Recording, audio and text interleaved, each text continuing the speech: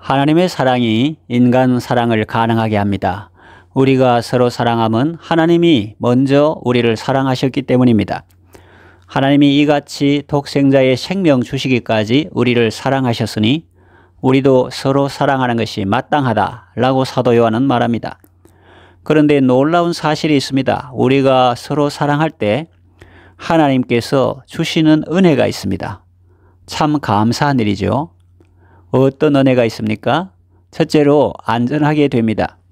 사랑하는 자는 하나님 안에 있게 됩니다. 16절 하반절 사랑 안에 거하는 자는 하나님 안에 거하고 하나님도 그의 안에 거하시느니라. 하나님 안에 있다는 것은 어떤 의미일까요? 먼저 보호의 의미가 있습니다. 그것은 노아가 방주 안에 있는 것과 같습니다. 또 모세가 갈대 상자 안에 있는 것과 같습니다. 그리고 여리고 성의 라합의 가족이 붉은 줄을 맨 집 안에 있는 것과 같습니다. 또 다윗이 요새에 있는 것과 같습니다. 실수로 사람을 죽인 사람이 도피성 안에 있는 것과 같습니다. 우리가 사랑의 삶을 살지 않으면 아직 도피성에 도달하지 못한 죄수처럼 아주 위험하고 불안한 상태에 있게 됩니다. 처음엔 사랑했지만 이제는 사랑하지 않는 사람은 도피성에 있다가 다시 밖으로 나간 것과 같습니다. 그 역시 아주 위험합니다. 우리가 사랑의 삶을 살지 않고 미움의 삶을 살고 화평의 삶이 아닌 다툼의 삶을 살 때 우리는 적의 위협 앞에 그대로 노출되게 됩니다. 사탄의 공격 표적이 되는 거죠. 가인은 동생을 사랑하지 않았습니다. 악한 자에게 속하여 동생을 돌로 쳐 죽이고 말았습니다. 성경은 우리에게 가인같이 하지 말라고 말씀하십니다. 유다서에는 하나님의 사랑 안에서 자신을 지키라고 말씀합니다. 시편 기자는 말합니다. 시편 41편 1절 가난한 자를 보살피는 자에게 복이 있으며 재앙의 날에 여호와께서 그를 건지시리로다 했습니다. 또 잠언 29장 14절에 왕이 가난한 자를 성실히 쉬논하면 그의 왕위가 영원히 견고하리라 했습니다. 우리가 형제를 사랑하고 또 서로 사랑하는 삶을 살 때 하나님 안에 거하게 되고 그로 말미암아 우리는 모든 위험에서 벗어나게 되는 것입니다. 부부도 서로 사랑할 때 안전하게 됩니다. 남편이 퇴근하고 집에 돌아와 아내와 대화도 하지 않고 혼자 방에 틀어박혀 게임이나 도박에 심취하면 그 가정은 위험합니다. 서로 대화하고 기쁨과 슬픔도 함께 나누고 서로 사랑할 때 온갖 유혹과 위험에서 벗어나게 되는 것입니다. 또 하나님 안에 있다는 것은 공급의 의미가 있습니다. 탕자가 아버지 집으로 돌아온 것과 같습니다. 다른 나라에서 생활할 때는 춥고 배도 고팠습니다. 돼지가 먹는 쥐엄 열매로 배를 채우고자 했지만 그것마저 주는 사람이 없었습니다. 그러나 아버지 집에는 품꾼들조차 양식이 풍족했습니다. 얼마나 대조가 됩니까? 우리가 서로 사랑할 때 하나님의 공급하심을 받게 됩니다. 여러분 모두 하나님을 사랑하고 형제를 사랑함으로 하나님 안에 거하시고 거기서 참된 보호와 공급을 받으시기 바랍니다. 둘째로 평안하게 됩니다. 18절 사랑 안에 두려움이 없고 온전한 사랑이 두려움을 내어 쫓는다 했습니다. 두려워하는 이유는 형벌이 있기 때문이라고 말씀합니다. 사랑할 때 두려움이 떠나갑니다. 하나님의 사랑이 우리 영혼에 햇빛처럼 쏟아질 때 우리는 기쁘고 행복합니다. 마음이 아주 평안하고 담대해집니다. 그리고 우리가 하나님께 받은 사랑으로 또 형제를 사랑하고 서로 사랑할 때 그때도 아주 평안하게 됩니다. 힘센 사람이라고 정권의 최고 실세라고 평안한 것은 아닙니다. 불안해서 경호원을 데리고 다닙니다. 방탄복을 입고 다닙니다. 가인은 아벨을 죽이고 너무나 두려웠습니다. 그가 가는 데마다 땅이 돌같이 되었습니다. 땅이 산물을 내지 않았습니다. 그는 땅에서 피하며 유리하는 자가 되었습니다. 비참하고 메마르고 황폐한 삶을 삽니다. 사람을 죽이거나 미워하면 이렇습니다. 마음에 평안이 없습니다. 악인에게는 평강이 없다 하셨습니다. 생명의 성령이 아닌 두려움의 악한 영이 그 삶을 지배합니다. 급기야 가인은 하나님께 호소합니다. 하나님, 내 죄의 벌이 너무 중하여 견딜 수 없습니다. 하나님은 가인에게 표를 주어 사람들이 그를 죽이지 못하게 합니다. 이것은 하나님께서 가인을 보호해 주시는 의미가 아니라 벌을 주시는 것입니다. 그는 죽는 날까지 고통당하며 메마른 삶을 살았습니다. 두려움의 영에 지배를 받고 싶지 않으시죠? 그렇다면 형제를 사랑하십시오. 여러분이 경작하는 땅이 복을 받아서 풍성한 소출을 얻기 원하십니까? 그렇다면 사랑의 삶을 사십시오. 부모들이여 자녀들을 사랑하고 축복해 주십시오. 자녀들의 마음이 평안하고 담대해져서 매사에 자신감을 가지고 임하게 됩니다. 형제들이여, 남매들이여, 자매들이여 서로 사랑하십시오. 서로 간의 두터운 우애는 우리 삶의 큰 자산이요 에너지 공급원입니다. 성도들이여 서로 사랑하십시오. 교우 간에 서로 사랑하고 존중할 때 성령의 위로로 진행하여 교회는 평안하여 든든히 서가고 공동체에 속한 모든 사람은 살아나고 숨은 재능도 살아나 꽃을 피우고 주의 나라가 이루어지는 것입니다. 구약시대를 살았던 다윗이라는 사람을 생각해 보십시오. 다윗은 충신 우리아를 죽였습니다. 그것도 교묘하게 적군의 손에 죽게 했습니다. 다윗은 우리아가 전장에 있는 사이 그 안에 바세바를 궁으로 불러들여 동침했습니다. 그 죄악을 은폐하기 위해 우리아를 전장에서 불러들여 집에 가서 자라고 했습니다. 그러나 충성된 우리아는 집으로 가지 않고 궁궐 앞에서 잤습니다. 다윗은 우리아를 술 취하게 해서라도 집으로 보내려 했으나 우리아는 가지 않았습니다. 여기서 술 취한 우리아가 멀쩡한 맨정신인 다윗보다 더 경건하다는 속담이 생겼습니다. 우리아가 집으로 가지 않자 괘씸히 여긴 다윗은 야전 사령관 요압에게 편지를 보냅니다. 우리아를 전쟁이 치열한 일선에 보내고 부하들은 뒤로 빠져버려라. 그래서 그를 죽게 하라 했습니다. 그 글은 우리아의 손에 들려 요압에게 보내집니다. 배신의 편지였죠. 여러분 입장을 바꿔서 생각해 보세요. 우리아는 왕이 자기 아내와 동침한 사실을 모릅니다. 또 많고 많은 군인들 중에 왕이 특별히 자기를 지목해서 궁궐로 불러 어주까지 하사하며 극진한 대접을 해주시는구나 라고 생각했겠죠.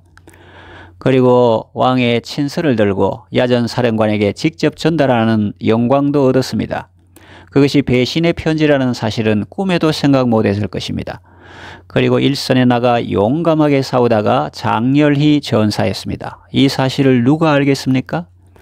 다윗과 요압은 알겠죠. 그러나 이 사건의 전모를 자세히 지켜본 분이 계십니다. 바로 하나님입니다. 성경은 한 줄로 기록합니다. 다윗의 소위가 행한 바가 여호와 보시기에 악하였더라. 이 일 때문에 다윗은 큰 고통을 당하게 되고 삶의 전 영역에서 많은 어려움을 겪게 됩니다. 먼저 여름 가뭄에 땅이 바짝 타들어가듯 그의 몸과 마음이 삐쩍 마릅니다. 시편에 이렇게 기록합니다. 내가 토설치 아니할 때 종일 신음함으로 여름 가뭄에 마름같이 되었습니다. 예배를 드려도 마음에 기쁨이 없었습니다. 이것이 어떤 의미입니까? 다윗은 사랑의 삶을 살지 않았습니다. 이웃을 사랑하고 이웃의 가정을 소중히 여기고 이웃을 속이지 말고 이웃의 집을 탐내지 말고 그 아내를 탐내지 말라고 하셨는데 다윗은 그러지 못했습니다. 사랑의 삶을 살지 않으므로 그는 하나님 안에 거하지 못하게 된 것입니다. 스스로 하나님에게서 벗어난 것이죠. 두려움이 영이 그를 지배합니다. 죄악의 순간은 잠시였는데 고통은 크고 오래 갔습니다. 그는 죄를 짓고도 그 사실을 깨닫지 못했습니다. 나단 선지자의 책망을 받기까지 그는 그냥 넘어가려 했습니다. 아이가 태어날 때까지도 몰랐습니다. 적어도 10달 이상의 시간을 주셨건만 다윗은 회개하지 않았습니다. 마침내 하나님께서 나단 선지자를 보내 그의 죄를 지적하고 책망합니다. 다윗은 깜짝 놀랐습니다. 그리고 그제서야 바짝 엎드립니다. 하나님께서 극악무도한 죄인을 어떻게 하실지 알 수 없었습니다. 불안하고 두려웠습니다. 하나님께서 자기를 어떻게 하신다 해도 그는 아무 말도 할 수 없었을 것입니다. 그런데 하나님은 정말 놀라운 분이십니다. 다윗이 회개할 때 그를 용서해 주셨습니다. 정말 긍휼에 풍성하신 하나님이시죠. 하나님은 그를 용서하셨지만 원수의 조롱거리가 되었습니다. 태어난 아기가 죽습니다. 다윗은 은밀하게 죄를 범했지만 나중에 가까운 사람이 자기 아내들을 대낮에 범하는 일을 겪게 됩니다. 다윗은 충신 우리아를 적군의 칼에 죽게 하는데 다윗의 집에 칼이 떠나지 않을 것이라고 하셨습니다. 암논, 압살롬, 아도니아 그의 모든 왕자들이 반역을 일으키고 그로 인하여 많은 사람이 죽습니다. 이런 일들을 겪을 때 다윗의 마음은 얼마나 아팠을까요? 우리의 범죄는 우리를 진멸하고도 남을 정도로 크고 중한데 하나님의 사랑은 죄인이 회개할 때 용서해 주시고 고통과 어려움 가운데서도 사랑으로 함께 하시며 건져 주십니다. 죽은 아이 대신에 새 생명을 주십니다. 솔로몬인데 여디디야라는 이름을 주셨죠. 집안에 가득 드리워진 죄악과 죽음의 그림자가 물러가게 하시고 아이의 웃음과 함께 새 생명의 기쁨을 주셨습니다. 왕자들의 반란 때 많은 사람이 반역의 편에 섰지만 하나님은 그들의 계략을 무너뜨리시고 다윗을 세워주셨습니다. 죄는 인간이 짓고 그 대가는 하나님이 지불하셨습니다. 쾌락의 순간은 짧았고 고통의 시간은 크고 길었습니다. 그 과정을 지나며 다윗은 인간의 범죄와 하나님의 사랑을 깨달았을 것입니다. 그리고 마음속 깊이 하나님의 긍휼을 바라보고 하나님을 의지하는 삶을 살았습니다. 그는 전국에서 제일 아름다운 처녀가 옆에 있어도 동침하지 않았습니다. 그의 회개는 진실한 회개였습니다. 다윗이 탐욕을 회개하고 다시 사랑의 삶을 살았을 때 두려움이 떠나고 하나님의 평강이 임했습니다. 홍수가 범람할지라도 내가 두려워 아니하리로다. 천만인이 나를 둘러치려 해도 내가 안연히 거하리라. 하나님은 내 편이시라 사람이 내게 어찌할꼬. 이런 표현을 볼 수 있습니다. 하나님과 바른 관계를 맺고 하나님이 내 편이심을 알 때 평안함과 담대함을 얻게 되는 것입니다. 여러분은 각자 자기 배우자를 사랑하시고 다른 사람의 가정도 소중히 여기고 세워주는 참 사랑의 삶을 살아가시기를 바랍니다. 셋째로 승리하게 됩니다. 하나님을 사랑하는 자는 그분이 보내신 자를 믿습니다. 예수님께서 하나님의 아들이심을 믿는 사람이 세상을 이깁니다. 5장 5절 예수께서 하나님의 아들이심을 믿는 자가 아니면 세상을 이기는 자가 누구냐? 4절 하반절 세상을 이기는 승리는 이것이니 우리의 믿음이니라. 그렇습니다. 우리는 주 예수를 믿음으로 온 세상을 이기는 것입니다. 유혹도 물리치고 박해도 이겨냅니다. 하나님이 그에게 최고이고 하나님이 그에게 전부이기 때문입니다. 요셉은 청년 시절에 낯설고 물설은 외국 땅에서 고생을 많이 했습니다. 가족과도 떨어져 있어서 외로움도 많았습니다. 힘들고 외로울 때 위로를 찾는 것이 인지상정 아니겠습니까?